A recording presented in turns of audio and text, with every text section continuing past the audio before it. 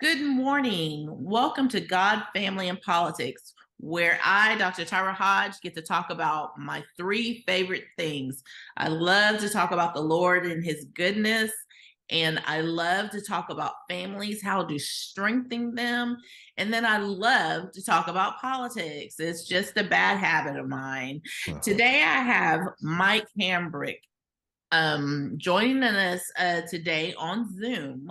And Mike has a book that is about to be released called Memphis. And so when I think of the writing that he's done, you think of a lot of conspiracy theories. But what we found out in the last 8 years or so ago, that the conspiracy theories are actually real. And that's a sad thing. Mike, let's talk about the book. Memphis is the title of your book, and it's coming out. It's going to be hitting the stores soon. Right. It deals with the assassination of Martin Luther King. Correct. It's interesting, Dr. Hodge. I started this book. Well, actually, I was writing another book, which has ended up will be the sequel to Memphis. And my acting manager at the time knew my background. I was a TV news journalist and reporter, and had spent the last 25 years of my career in Washington, D.C. So I was writing a book about, and it was fiction based on that. And you don't write fiction without it being semi-autobiographical, and this certainly is, although I do take creative liberties with fiction. But she convinced me to, because she knew my history. I was a rock and roll DJ in Memphis back in the 60s. And yeah, that's right. I was on the radio as a DJ. And I was there during the civil rights movement, obviously, and was there in 68 when Dr. King was assassinated. So when I started writing this book, I knew that that in some manner I was going to have to deal with his assassination. And I didn't know exactly how, but I started doing extensive research and found that there were several people who were quite relentless in their continuing effort over the years, with documents being released, people coming forward, giving sworn depositions involved, testifying to the conspiracy. So I became convinced that happened, and this conspiracy brought together a disparate group of people that ordinarily would not be associated with one another, but they came together for one purpose, sadly enough, and that was to assassinate Dr. King. And this conspiracy ranges from the deepest, darkest halls of power in Washington all the way down to the underbelly of the Dixie Mafia. And included in that is the FBI, military intelligence, the Carlos Marcello Mafia in New Orleans, and the racist politicians and members of the Memphis Police Department. They were all involved in one level or another. And extensively. do you know if, besides them, who else might have been involved? No, that's a pretty wide-ranging group of Right. folks. I mean, there are individuals that I point out in the book, and strangely enough, several of those people were in the inner circle of Dr. King's within the Southern Christian Leadership Conference, who, I don't want to give away everything in the book, but there were people who were involved in the conspiracy that were very close to Dr. King and knew his movements and where he was going and what he was doing in advance. Why, I look at, what's going on now with the border crisis. And a lot of people think that, hey, we should shut the border because, we're racist. And as an educator, I see the toll that it's taken on our educational system because we don't have enough teachers to serve, and that the education that we're providing is bought and paid for by the American people, which is now downgraded the services that can be given to American people because we're trying to serve too many kids that we don't have. Why do you think there was a conspiracy? I mean, he was trying to bring everybody together. Yeah, there were there were four people in the 60s, in that one decade, that were assassinated in America. In 1963, it was John F. Kennedy, the president. In 1965, it was Malcolm X, Mm. leader of the Nation of Islam for a while and human rights activist. Dr. King in 68, of April of 68, and then of June 68, Robert F. Kennedy was killed in Los Angeles. Interesting. Now, they all had several things in common. They were leaders and had international and national followings and awareness, and they were great orators. They could move huge chunks of people in one direction or another. They had influence. The thing that they all had in common that really, I think, led to their assassination was they were all opposed to the Vietnam War at the time. And J. Edgar Hoover had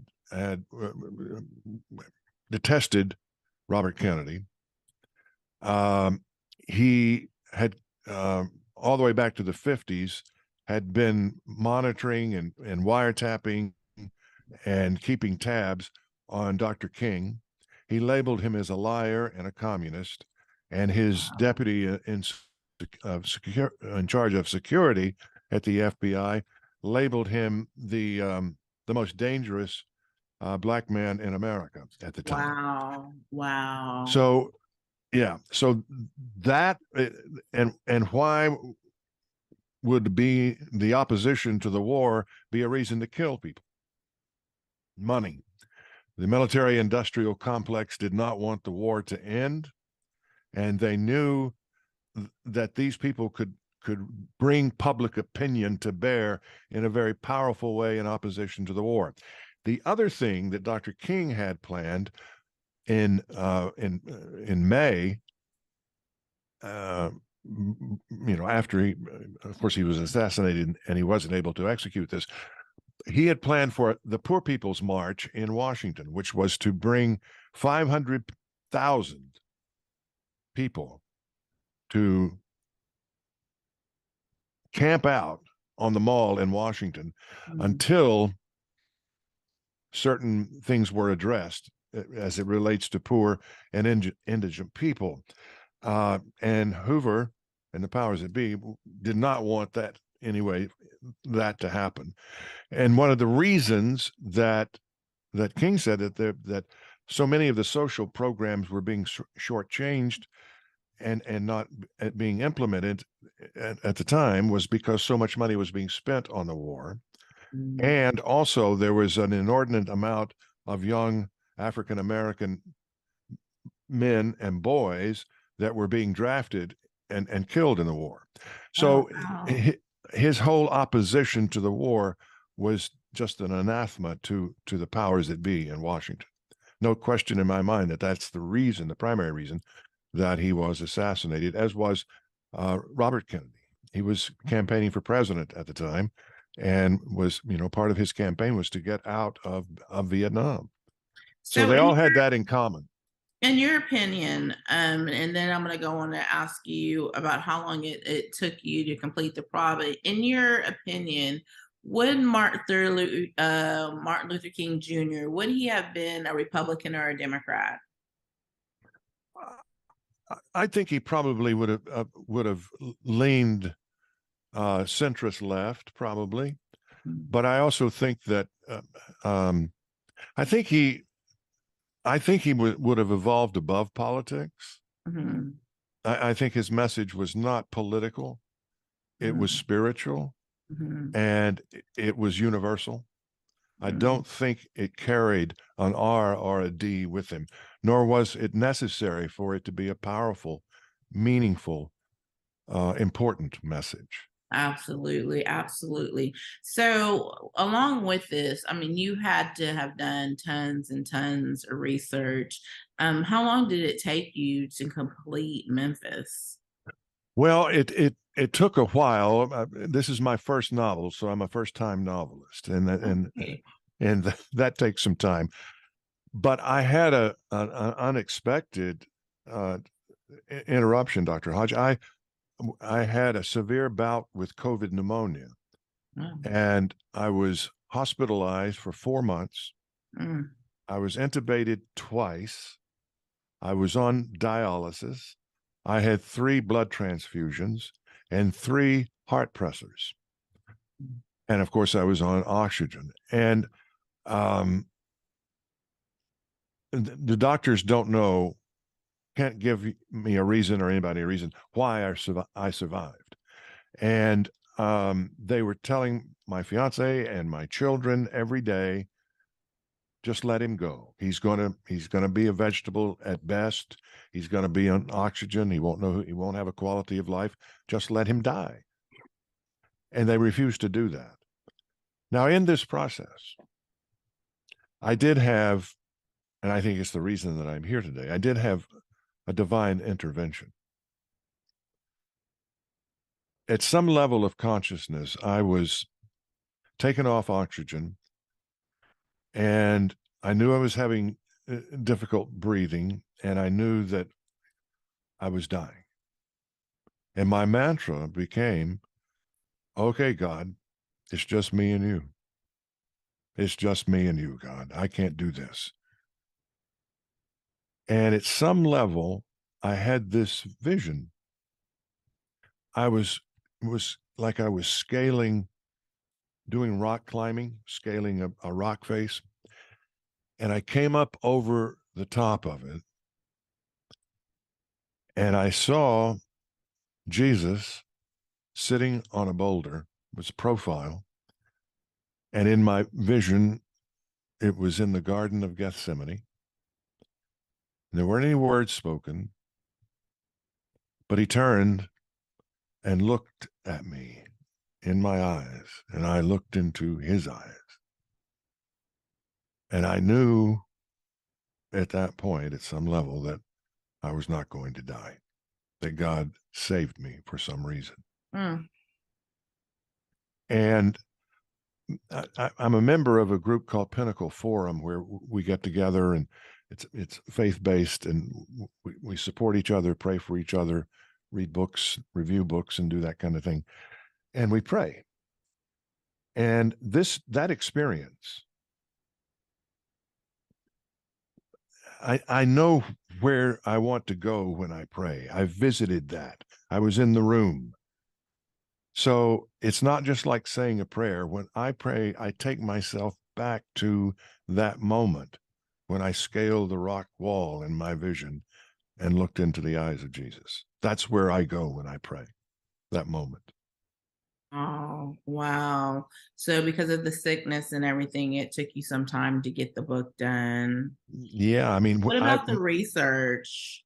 How well, it long? took me a lot of research, and I depended on the research of some very dedicated journalists and people through the years that refused to um, to admit defeat, basically, or to be shut down, and they were ignored. And they're, as the media and the government does, they attack the credibility of people and say it's conspiracy nuts and all that kind of stuff. But Coretta Scott King, Dr. King's wife, before she passed away, obviously, publicly said that she was convinced that it was not James Earl Ray that shot her husband, and that it was a government conspiracy at the highest level.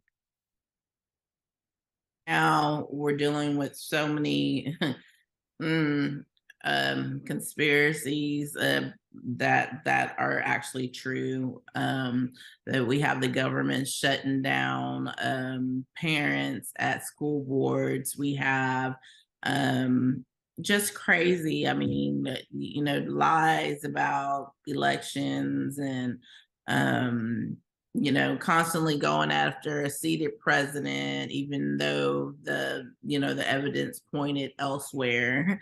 um it's crazy. It's crazy to think that it wasn't just a person that might have killed Martin Luther King, but some more. But and so because we on our Houston TV channel, we don't air reruns. I want you to just go back through again, because I think I might have cut you off about how large the conspiracy was.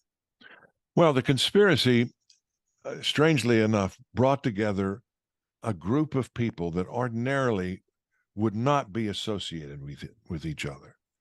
And they had one thing in common, and that was the desire to kill Martin Luther King Jr. And the conspiracy involved the FBI, it involved the military, U.S. military, it involved the Dixie Mafia, the mafia out of New Orleans, Carlos Marcello's mafia. It involved the Memphis Police Department, racist political leaders in Memphis at the time, including the mayor. Medical people were involved in the ultimate death of Martin Luther King. So what brought them together was the desire for and they all had different reasons, but they all had the same desire, and that was to eliminate Martin Luther King. So Memphis is a 2-book series, right? It's the first of 2 books. And so Right. is there going to be is there a sequel coming, or There is a prequel, a trequel, however you say it? Well, no, there's a sequel that is, in fact, the beginning of Memphis. The prologue in Memphis are scenes from the second book, Dance with the Devil. And the epilogue at the end of Memphis is from Dance with the Devil. So it all kind of ties together, and it is based on the advancement of the career of the protagonist, Matthew Harrison, through broadcasting into journalism and then eventually into a very prominent position in network television news. And his reporting on conspiracies and many things that are that happen in Washington a lot, that we all assume goes on, but this is in pretty much detail. And this kind of dovetails, Dr. Hodge, into, I also have a nonprofit foundation, Save America's Freedom Foundation. And the way that this kind of dovetails is that there has been, and I have done a tremendous amount of research on this, since the beginning of the 1900s, there has been a concentrated effort to overthrow this, to redefine the face of America and institute a socialist form of government here. And they've been very successful. These people are very smart, they're very capable, they're very dedicated, and they're relentless. And they have darn near done it. If you check the boxes of what is a socialist government, America qualifies in the majority of those boxes. But why? Why would you want to? And I know America was a great experiment.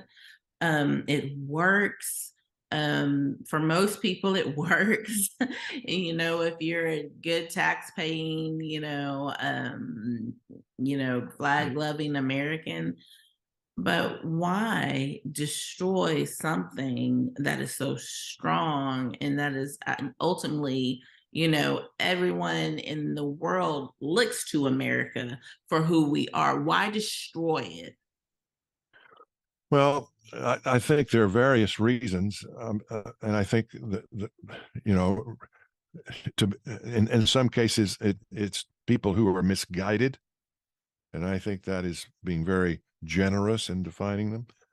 But it's ultimately about power and control, and the idea, and I say idea, the concept of, and this may sound unrealistic, but they really believe that there is a utopia out there that can be achieved.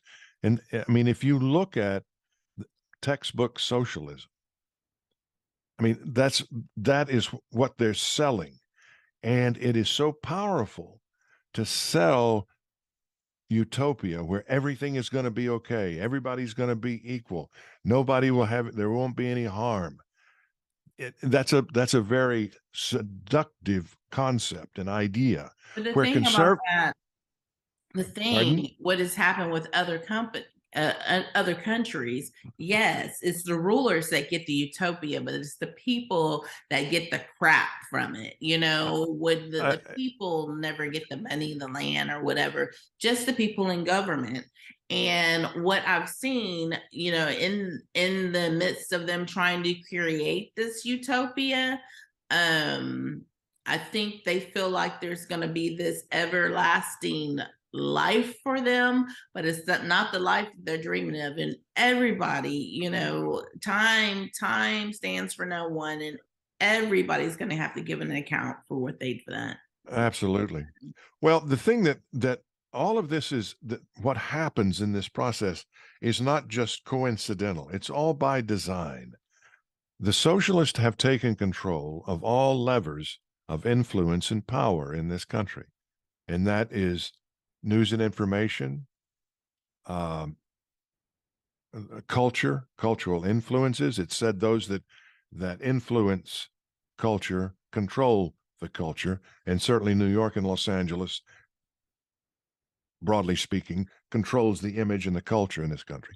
They've taken control of education and dumbed down the process to where what you just spoke of, people reading and learning the history of socialism, it's not taught. What is taught now, primarily, particularly in the universities and colleges around the country, is the opposite of that. They teach that Western civilization and the wonderful things about Western civilization and those individuals who brought it up, were leaders in bringing it about, were tyrants, oppressors, racist.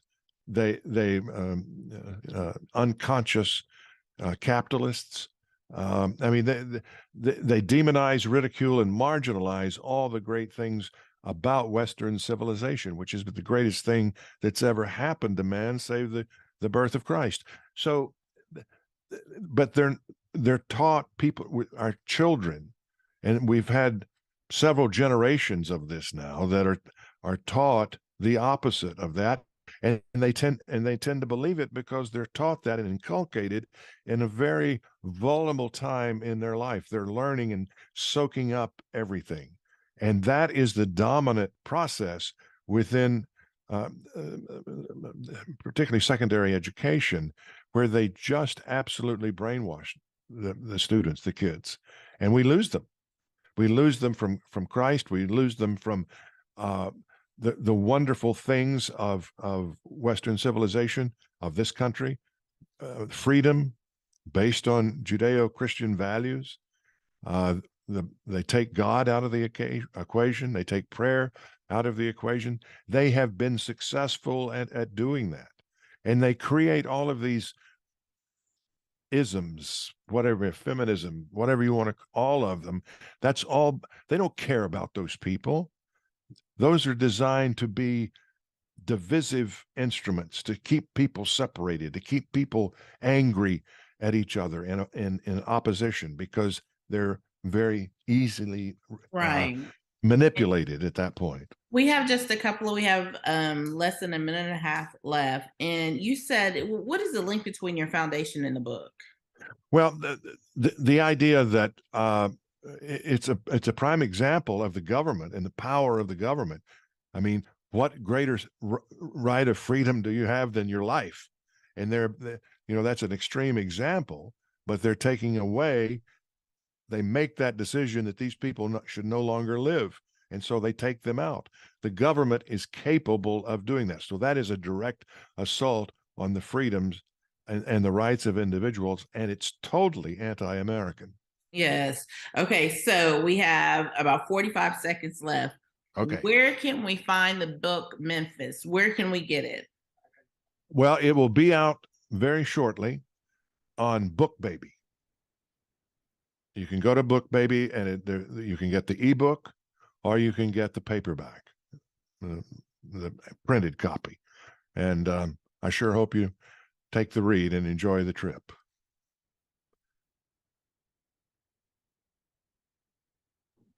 Mr. Hambrick, thank you so much for being on my show. I wish you great success. Please come back on the show when your second book comes back out.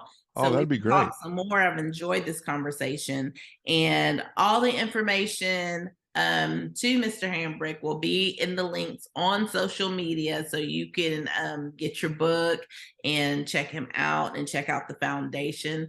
Have a wonderful day. Bye. Thank you for having me, Dr. Hodge. It's been a pleasure. Thank you so much. Have a blessed day. Bye-bye.